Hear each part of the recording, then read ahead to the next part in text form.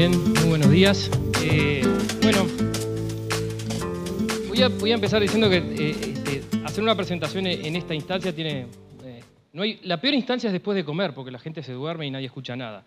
La otra peor instancia es antes de comer o a la hora de comer, porque todo el mundo dice, ¿cuándo va a terminar este pesado? Y nos deja ir al almuerzo. Bueno, voy a tratar de hacer lo posible por ir rápido. Esta consigna que aparece aquí, que la tienen ahí en la publicación, es un recorte y pegue del correo electrónico que me mandó el amigo Gonzalo Ducosa. Un macanudo.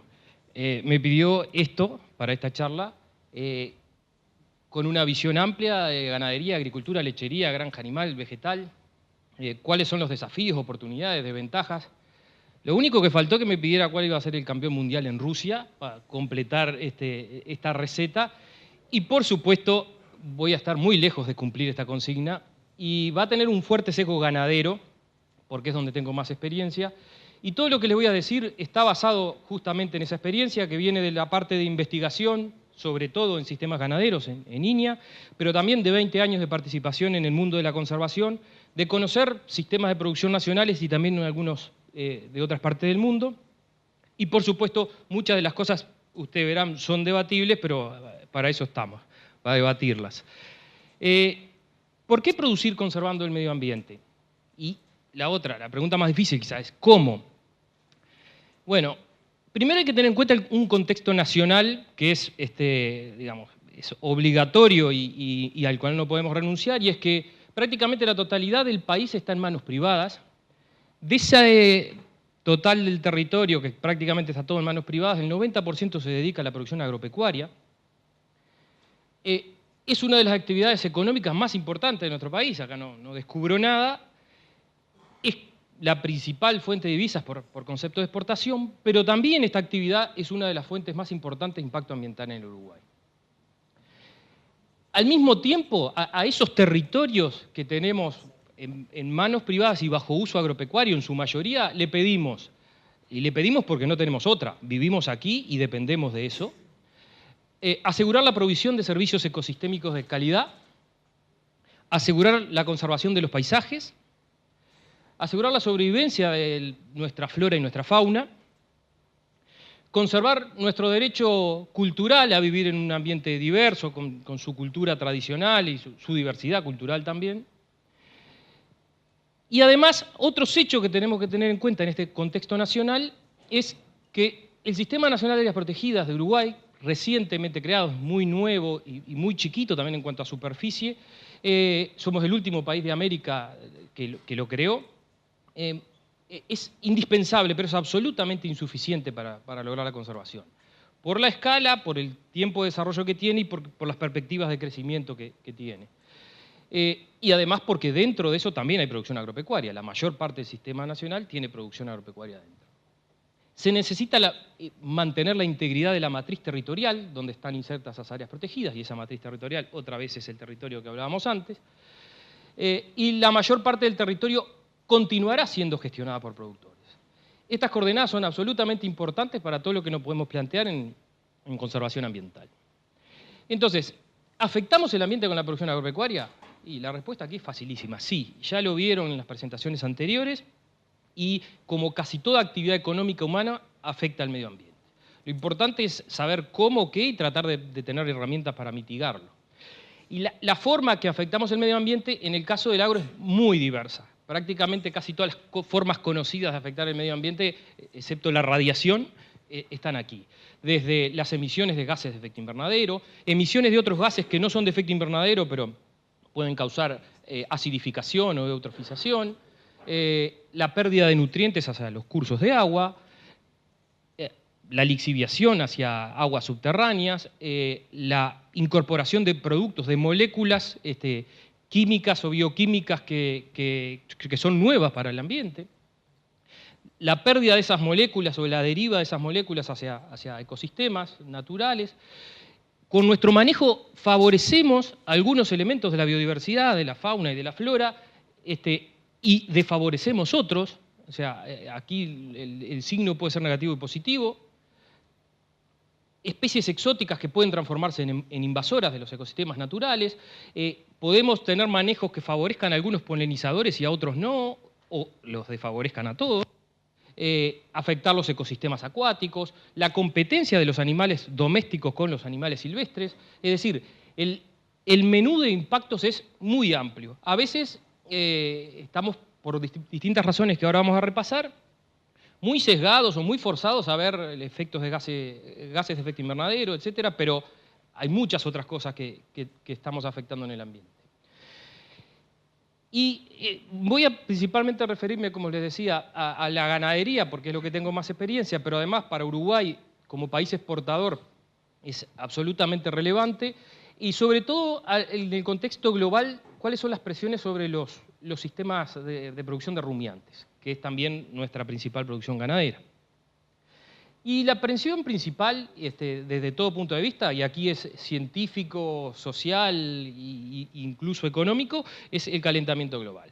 Y el calentamiento global, obviamente, por sus consecuencias a nivel global, que son la desertificación, el aumento de los eventos meteorológicos extremos, derretimiento de glaciares y casquetes polares que hacen subir el nivel del mar, etcétera, y cambian el clima a nivel del planeta. Y eso está fundado en que existe una evidencia científica abrumadora de todo lo que impacta nuestra actividad, la actividad humana, en el calentamiento global. Aún así, la agricultura en términos globales, en producción agropecuaria, aparece aquí con un porcentaje de 14%, que uno puede decir, bueno, no es tanto en el contexto del 100% de las emisiones de gases de efecto invernadero, pero es absolutamente relevante.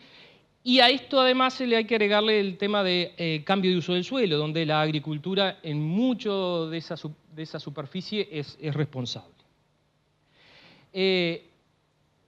Y lo que sucede a nivel un poco más regional es que para nosotros, para los países de América del Sur, esa relevancia de las emisiones derivadas de la producción animal es bastante más importante. Y esto es así porque de la producción animal, sobre todo, hay dos gases de efecto invernadero que son los principales, el metano y el óxido nitroso, y estos tienen un poder de calentamiento global muy superior al dióxido de carbono, que es lo que sale de las emisiones de la quema de combustibles fósiles, 23 veces el metano y 300 veces el óxido nitroso. Por lo tanto, estos productos, aunque se produzcan en pequeñas cantidades, tienen un impacto muy grande. Pero además de la presión esta, que la vemos a diario, que hoy es internacional por la importancia global que tiene, existen otras, sociales y publicitarias, sobre todo que apuntan a los consumidores. Van a encontrar en la web, sobre todo, muchísima publicidad de algunos grupos, por ejemplo, 5 razones para ser vegano o por qué convertirse en vegetariano. Y está bien, esto es respetable, cada cual tomará sus decisiones de si se hace vegetariano o si ya es vegetariano o vegano o lo que sea. El tema es cuáles son las razones. Y se enumeran un montón de razones, pero muchas veces se enumeran algunas razones ambientales que son inexactas o por lo menos no del todo correctas. Si vemos, por ejemplo, el tema de cuánto implica o cuánto ha implicado de los 90 hasta el 2010 la agricultura en términos de emisiones, que es uno de los que aparece acá, que es la carne es peor para el calentamiento global que los autos. Bueno, vemos que realmente el transporte tiene una incidencia mucho más alta, obviamente no son solo los autos, son los aviones, todos los medios de transporte, pero otra vez aquí nos cobra una cuenta, en la cuenta general nos cobra caro para la agricultura, es el cambio de uso del suelo. El cambio de uso del suelo en parte se le carga a la cuenta sobre todo de la ganadería, ahora vamos a ver algún ejemplo. La otra cosa que aparece en términos de presiones sociales y publicitarias es, en esta misma corriente publicitaria, es, bueno, ser vegetariano es mucho mejor para la salud que comer carne.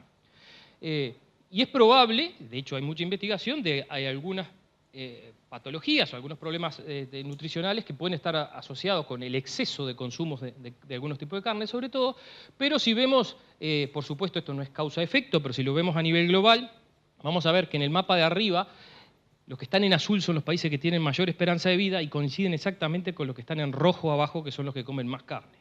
Por supuesto, esto no es causa-efecto, lo vuelvo a repetir, pero hay muchas más cosas involucradas que no están claras en este tipo de publicidad. ¿Seguimos con este tipo de publicidad? Bueno, estamos comiéndonos el planeta hasta la muerte. Hay muchas de estas, o sea, hoy sabemos que los recursos que estamos consumiendo del planeta son muchísimos más de los que el planeta puede soportar con una población humana en crecimiento. Eso es así. El tema a veces es identificar bien cuáles son las causas y cómo podemos revertir eso. Y a veces aparecen, en este caso, como está utilizado en forma publicitaria en contra del consumo de carne, aparece, digamos, comparado otra vez a través de las emisiones de gases, que ya dijimos las ciertas inexactitudes que tiene, y otras cosas como esta, y eso sí nos importa como país bastante más, es la agricultura causa deforestación, extinción de especies, pérdidas de humedales, de zonas costeras y océanos, sequías y contaminación de agua. Nosotros sabemos que la agricultura puede causar todas estas cosas, es cierto. El problema es que cuando se lo carga a la ganadería, para el mundo hoy, para muchas personas en el mundo, aumento de la ganadería implica deforestación. Esa deforestación, que es una situación real en algunas partes del mundo, como en algunos vecinos, Brasil, Paraguay, no es así en los sistemas donde el ecosistema es un ecosistema de pastizales. Entonces, no es lo mismo ganadería en la mancha verde del mapa que en la mancha naranja o en la celeste. Y eso, para el mundo consumidor, no está claro. Y para nosotros eso es absolutamente relevante. En definitiva, lo que sí sabemos es que si seguimos como venimos, nuestra expectativa de que ya no de detener el calentamiento global, es de que el calentamiento global no exceda los 2 grados de temperatura promedio, como vamos, para 2050 estamos fritos, estamos en el horno. Y acá deberíamos estar. Y eso implica un abatimiento muy importante de las emisiones en todos los sectores. Pero como verán, lo no agrícola sigue siendo un porcentaje mucho mayor en todo el planeta. ¿Y qué quiere saber el consumidor? Bueno, el consumidor hoy, para el tema de la carne o para casi todos los alimentos, lo que le interesa es, por un lado, inocuidad y factores nutricionales. O sea, que el producto sea seguro desde el punto de vista de la salud, cada vez más los factores nutricionales entran a jugar y a tener elementos de decisión, no siempre con buena información, pero lo hacen.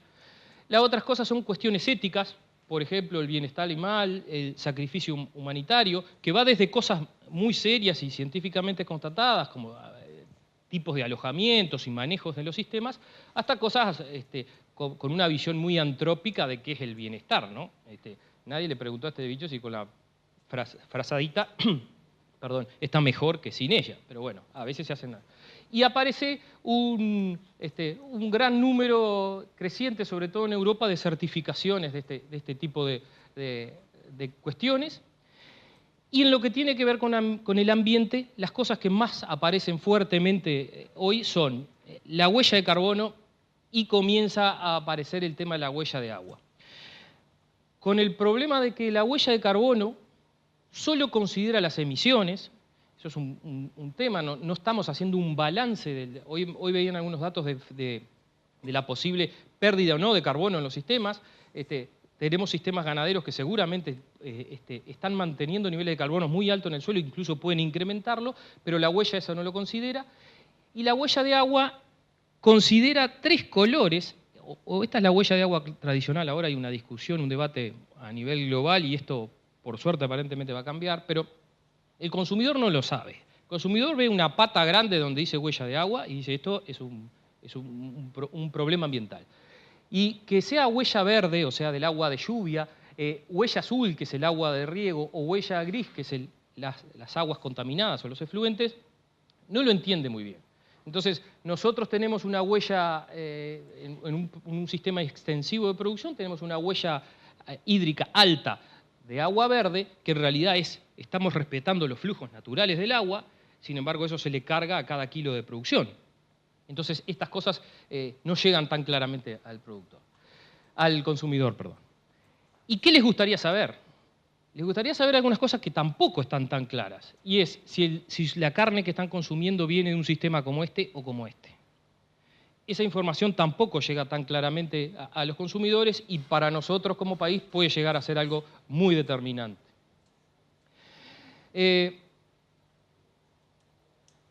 Nosotros, en el caso de INEA, estamos ahora trabajando bajo un nuevo paradigma que es la intensificación sostenible.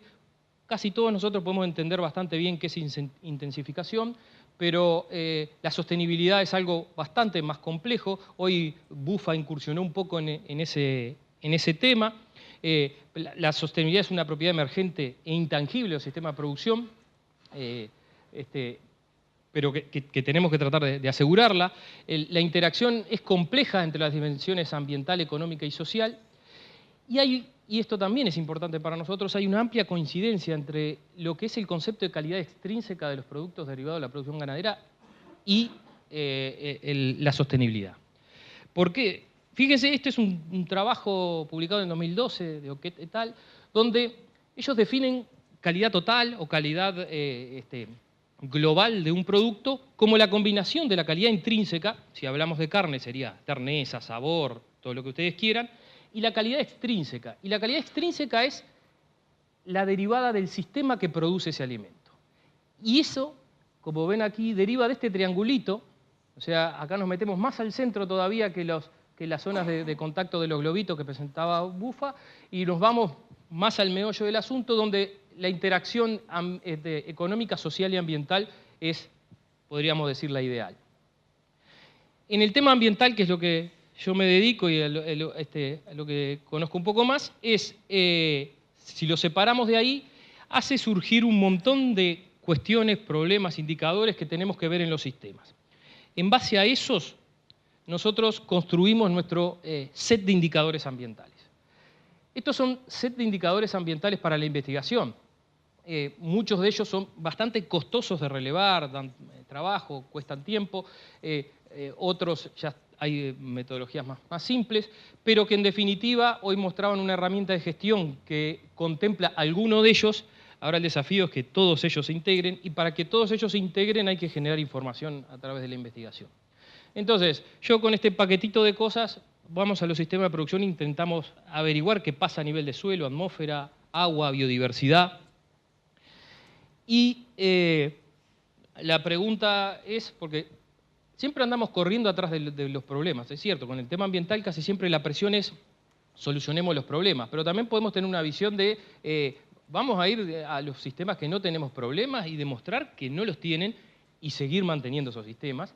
Entonces, ¿hay sistemas productivos económicamente viables y ambientalmente saludables en Uruguay? En este caso hablando de la ganadería, y yo creo que sí. Creo que sí, que hay muchos ejemplos, y no todos esos ejemplos son en las grandes escalas.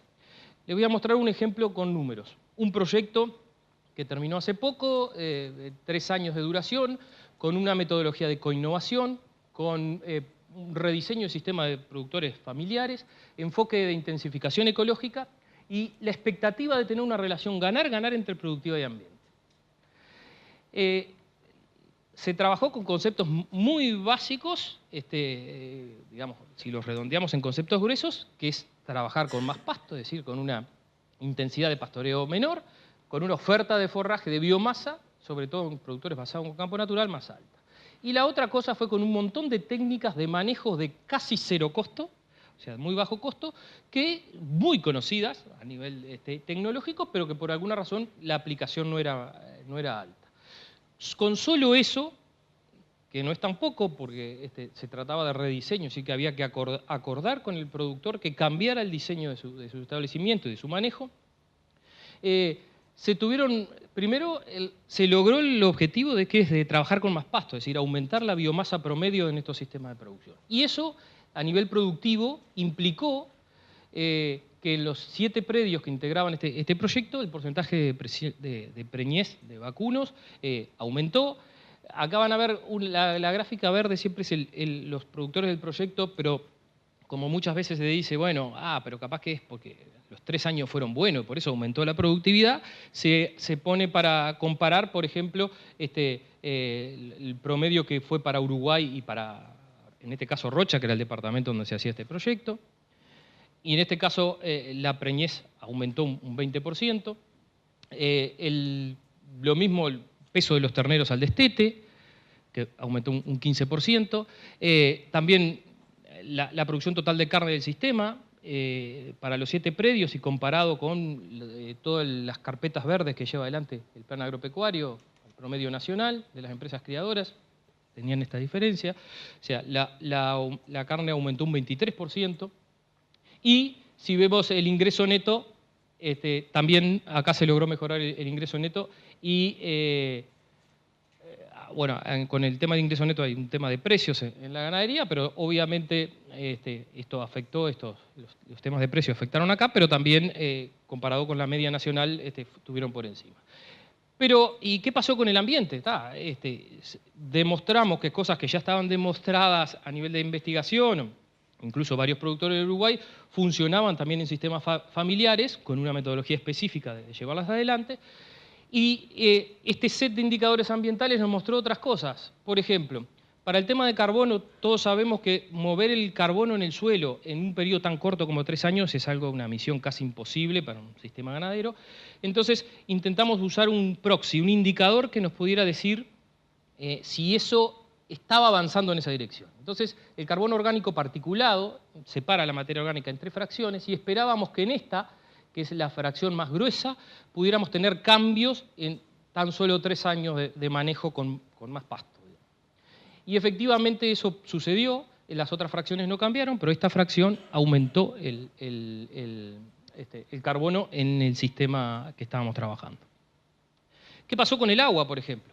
Aplicamos un índice de calidad de agua, es un índice que integra fósforo, nitratos, turbidez, oxígeno disuelto, todas estas cosas que medíamos en cañadas y tajamares en los establecimientos. Y esto nos dio que para el promedio de los arroyos que medimos en 96, un índice que va hasta 100, y en los tajamares 75.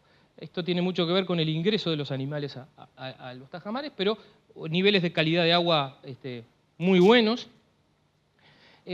Por ejemplo, si vamos a biodiversidad directamente vinculada a la producción, el tema de las especies de campo natural, este es un estudio de caso, pero entre 2013 y 2015 pasamos, lo que sucedió fue un aumento de las especies estivales, que son las que dan principalmente la productividad del sistema, y también se logró disminuir la gramilla, que es una especie exótica y que uno de los cometidos era disminuirla.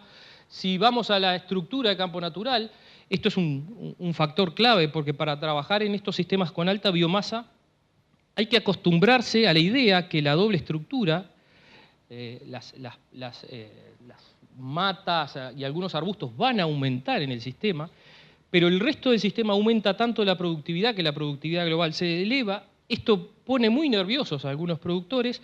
Desde el punto de vista ambiental es muy bueno, tiene otras propiedades positivas, pero pone muy nervioso, pero bueno, al final el hacer el clic a trabajar en este sistema donde aumenta este estrato es una de las cuestiones importantes.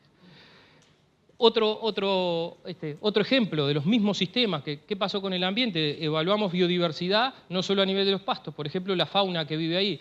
Tuvimos en casi todos los casos un aumento o mantenimiento de la diversidad, y la riqueza y diversidad de aves, y si lo comparamos comparado con las especies potenciales de la bioregión, lo mismo, tuvimos un acercamiento al potencial de especies que podían estar presentes. También desarrollamos, porque todos estos indicadores, como les decía, son muy caros de medir, son muy costosos, hay que tener gente capacitada y especializada, una herramienta que es un índice cual y cuantitativo que prácticamente cualquier técnico con un mínimo de capacitación podría aplicar, que nos permite evaluar lo que nosotros llamamos integridad ecosistémica, que integra 4 dimensiones, especies, estructura, suelo y agua, y cursos de agua. Y esto también para estos predios tuvimos una evolución, o se mantuvieron o aumentaron su índice de integridad ecosistémica a lo largo del año. Es decir, hubo aumento de productividad y los parámetros ambientales que nosotros seguíamos casi todos se mantuvieron o mejoraron. Por lo tanto, es posible tener un ganar-ganar en estos sistemas. ¿Qué pasa de aquí en más si seguimos con la intensificación? Si seguimos con la intensificación por los métodos clásicos, probablemente no podamos mantener esto, pero si logramos desarrollar realmente la intensificación sostenible, seguramente podamos seguir. Y ahora voy a salir ya un poco del área de confort de los sistemas ganaderos y voy a hacer una visión muy de abuelo de pájaro, valga la redundancia, de otros sistemas. En el caso de los sistemas de producción lechera, también Uruguay es un país exportador, entonces el tema de la presión por la huella de carbono existe. Esto es un estudio que se hizo de la huella de carbono en 3 sectores de la producción, la carne vacuna, los lácteos y el arroz. Y obviamente lo más importante de resaltar acá es que en el caso del arroz, la huella de carbono principal está en el sector primario, es decir, en el sector de la producción a campo. Y básicamente en este caso viene también por el lado del metano, pero también del óxido nitroso. Y la otra cosa que surge de trabajos como este es que en la medida que nos movemos, y esto es un trabajo teórico, pero en la medida que nos volvemos de sistemas más extensivos hasta sistemas más intensivos, justamente uno de los indicadores que empieza a tener problemas es el tema del agua. Y este es, yo creo, el factor que más va a presionar al sistema lechero en el Uruguay, ya lo está, pero en el futuro cercano. Y bueno, parte de la razón es que gran parte de esa producción lechera está concentrada en la cuenca del río que abastece de agua potable a más de la mitad de la población. Los niveles de fósforo están muy por encima de las tolerancias, entonces esta presión, por supuesto, va a existir. Y acá tenemos 2 formas de atacarla. Una, donde ya está todo inventado, o por lo menos hay un desarrollo tecnológico enorme a nivel del mundo, que es el manejo de efluentes.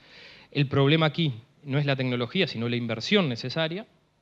Y el otro, donde ya no hay tanta información, pero cada vez tenemos más evidencias de que la contaminación difusa, es decir, la pérdida sobre todo de fósforo, que va desde el campo, es muy importante y a veces rivaliza con la de los efluentes concentrados. Nosotros ahora estamos, la Facultad de Agronomía también, pero estamos teniendo aplicación de algunas técnicas para estimar la exportación de nutrientes de cada uso del suelo. Eso se combina con sistemas de modelación bastante complejos en que, aunque quisiera no les podría dar mucho detalle porque hay mucho de ingeniería y matemática adentro, pero donde la base es tratar de optimizar el ordenamiento del uso del suelo para minimizar la exportación de fósforo, perdón. Y la otra cosa que tenemos mucho menos desarrollo, y por lo menos a nivel nacional, es el tema del manejo de las áreas buffer de los cursos de agua. Sabemos por experiencia en el resto del mundo, hay mucha publicación al respecto, pero a nivel de Uruguay hemos desarrollado bastante poca información de cómo manejar estas áreas con el fin de evitar la llegada de los nutrientes a los cursos. En la producción vegetal intensiva, y acá incluí dentro de esto la agricultura de secano, algo de la agricultura de riego y también la hortifruticultura, las preocupaciones ambientales del mercado y la sociedad en general, también, bueno, vuelve a estar presente la huella de carbono, aunque para el caso de la agricultura la presión es mucho menor, pero sí la de agroquímicos, el agua, tanto el uso como la contaminación, el uso de transgénicos, y acá se mezcla mucha cosa, ambiental, salud y a veces hasta contrapuestas entre ellas, y la pérdida de diversidad. Estas son las presiones que van a estar. Parte de esto lo incluyeron en la herramienta ambiental, esa que se presentó hace un rato, y eso permite por lo menos comparar algunos sistemas desde ese punto de vista y tratar de ir hacia los que tienen menos impacto. Pero también hay otras oportunidades. Lo anterior es cómo solucionar problemas, y tenemos oportunidades que estamos dejando pasar, o a veces no tanto, pero van más lentas. Yo creo que en el caso de la agricultura de secano, la tecnología en todas las formas que se imaginen es la mejor alternativa ambiental también. No solo para mejorar temas económicos y de productividad, sino porque la precisión aquí implica que los nutrientes se agreguen donde hay que agregarlos y no donde no se necesitan, los agroquímicos lo mismo, fungicidas, herbicidas, etc. Entonces, acá hay muchísimo para mejorar en el campo ambiental.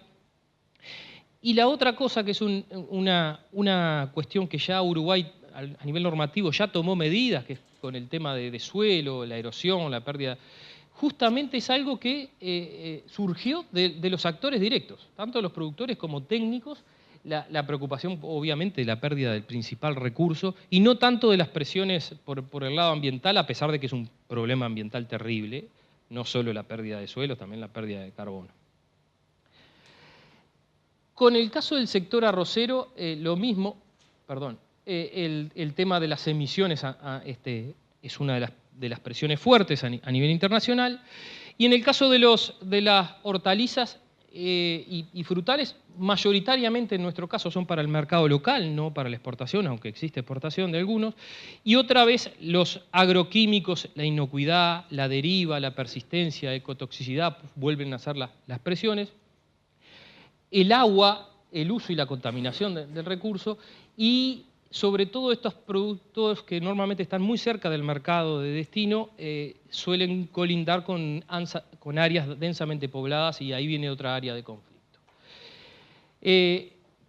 Nada nuevo en esto, pero a nivel internacional, sobre todo a nivel europeo, en este sentido es donde se han concentrado muchísimo todas las ecoetiquetas o los etiquetados de productos para tratar de tranquilizar al productor sobre esos aspectos de la producción. Nosotros aquí estamos bastante más atrás en esto, si bien existe producción orgánica y alguna otra etiqueta, todavía a nivel local la presión no es tan fuerte, pero lo va a ser en breve. Y para mí, como siempre, lo importante es aprovechar oportunidades, y sobre todo las oportunidades que tenemos desperdiciadas. Hay una cuestión a nivel global también donde los sistemas que históricamente se intensificaron y se simplificaron tratan de ir hacia la complejización. Esto tiene fundamentos ecológicos. Un sistema más complejo es más estable, más resiliente, tiene un montón de ventajas y es más difícil de manejar. Entonces tenemos que compensar resiliencia, estabilidad y otras ventajas ambientales de estos sistemas con una dificultad de manejo. Lo mismo pasa en sistemas de frutales, es decir, la producción intensiva tiene que de alguna manera transitar el inverso, que es de sistemas muy simplificados y muy especializados a sistemas más diversos que permitan, que por supuesto son más difíciles de manejar, pero que permiten tener externalidades ambientales mejores. Y una oportunidad que coincide con varios sectores en el Uruguay es esto, es el manejo de los bajos en la agricultura, en la forestación, en la granja vegetal, incluso en el arroz, que pueden ser pastizales, pero también pueden ser humedales. Y esta es una oportunidad enorme que realmente no le hemos prestado mucha atención. Estos pastizales de los bajos pueden ser, de hecho en muchos casos lo son, sumideros de carbono, corredores biológicos, barreras a la llegada de nutrientes a los cursos de agua, reservas de biodiversidad enormes, de enemigos naturales, de polinizadores. Sin embargo, normalmente han sido tratados como un área que no podemos utilizar para la producción. Y las alternativas que se vienen manejando son cómo hacemos eso para que se vuelvan más productivas en términos clásicos. Aquí tenemos otro enorme desafío, pero acá sí tenemos muchas oportunidades de hacer, digamos, aportes importantes y de mejorar muchas externalidades del sistema global solamente por gestionar mejor esto. Un ejemplo, esto hace unos años trabajamos con un sistema forestal donde teníamos un pastizal generado, en este caso fue accidentalmente, la zona sin forestal durante 2 años estuvo sin ganadería. Había otra cuenca que era pastoreada, que se nota claramente, estaba pastoreada con ganado. Y en esta zona de los pastizales densos, en este caso, disculpen que vuelva un ejemplo de biodiversidad, pero es donde hemos trabajado más, aparecieron un montón de especies que son prioritarias para la conservación o en peligro de extinción. ¿Quiere decir esto que tenemos que manejar eso sin ganadería? No, pero si manejamos la ganadería pensando en que tiene otras funciones ese corredor biológico o ese bajo, y no solo la de sacarle al máximo posible la cantidad de pasto que produce, podemos obtener otros resultados. Y eso también sucede, no lo hemos trabajado directamente, pero ha pasado con empresas agrícolas del litoral, donde esos pastizales son los que aportan cosas que el resto de Uruguay ha perdido. Recuerden que de Hernandarias para acá, los pastos altos, que eran lo dominante en el Uruguay, prácticamente son una rareza. Y para ir terminando, el futuro de la evaluación ambiental, y esto no en Uruguay, en el mundo, va a transcurrir casi que seguramente por el análisis de ciclo de vida. ¿Qué implica eso? Implica que ya no es solo el análisis a nivel del sistema de producción o el establecimiento, como estamos acostumbrados a hacerlo, sino que el análisis ambiental de cada producto va a venir de la cadena de suministros que tiene ese establecimiento para producir ese producto, pero también después procesamiento industrial, distribución, packing, consumo, incluso hasta el postconsumo. Esto incluso el análisis de ciclo de vida, ahora la FAO está desarrollando guías ambientales para la evaluación de los sistemas de producción, que evalúan un montón de cosas y todas ellas tienen análisis de ciclo de vida. ¿Qué implica en términos prácticos eso para nosotros? Que incluso no solo lo que producimos nosotros, pero imagínense un productor de carne en Europa que está importando soja, cuando le hagan esta cuenta, le va a importar de dónde viene esa soja. Porque a su huella ambiental, sea cual sea, se va a incorporar la huella ambiental de la soja que está importando. No va a ser lo mismo si viene de deforestación del Chaco que si viene de La Pampa. Y lo mismo, eso es un ejemplo, con muchos otros productos.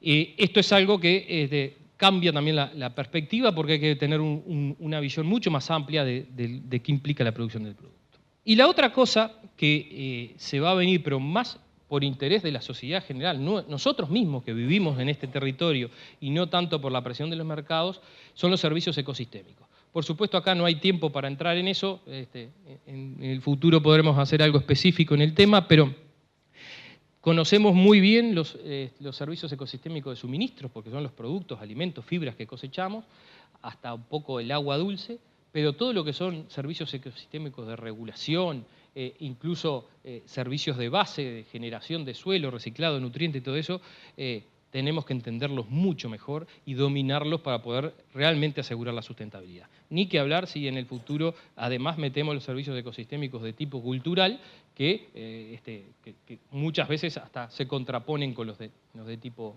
ambiental. Y para terminar, una producción, siempre cuando hablamos de las soluciones a la uruguaya, casi siempre implica un término despectivo, es decir, hicimos a la uruguaya, bueno, jugamos al empate, lo hicimos más o menos, lo atamos con alambre. Yo creo que en producción agropecuaria y en ambiente es donde podemos hacer modelos a la uruguaya que sean ejemplos. El problema de eso es que vamos a necesitar muchas cosas. Primero, que la producción agropecuaria deberá ser un verdadero escenario multidisciplinario. Acá va a tener que estar la robótica, la tecnología satelital, la bioquímica, la biotecnología, la nanotecnología y la ecología. Todo tiene que aterrizar en el sector agropecuario para que esto ocurra. Los productores deben, además de ser empresarios, transformarse en gestores de ecosistemas. Ya lo son, pero van a tener que asumir y creerse el cargo, digamos. Los asesores técnicos, sobre todo los agrónomos, deberían ser agroecólogos y no solo agrónomos. Esto es importante porque si no entendemos cómo funciona el sistema, toda decisión que tomemos va a ser por lo menos desinformada. Y por último, y esto está pasando en muchos casos, los consumidores deben comprender el ciclo de vida de los alimentos. Entonces, no es solo la calidad nutricional, no es solo la inocuidad, sino de dónde vienen y qué afectan en todo su sistema de producción, y eso, por supuesto, va a repercutir en las presiones sobre el mercado, pero también en las legislaciones y demás que nos... Bueno, muchas gracias por su atención y eso era un poco lo que tenía para contarles.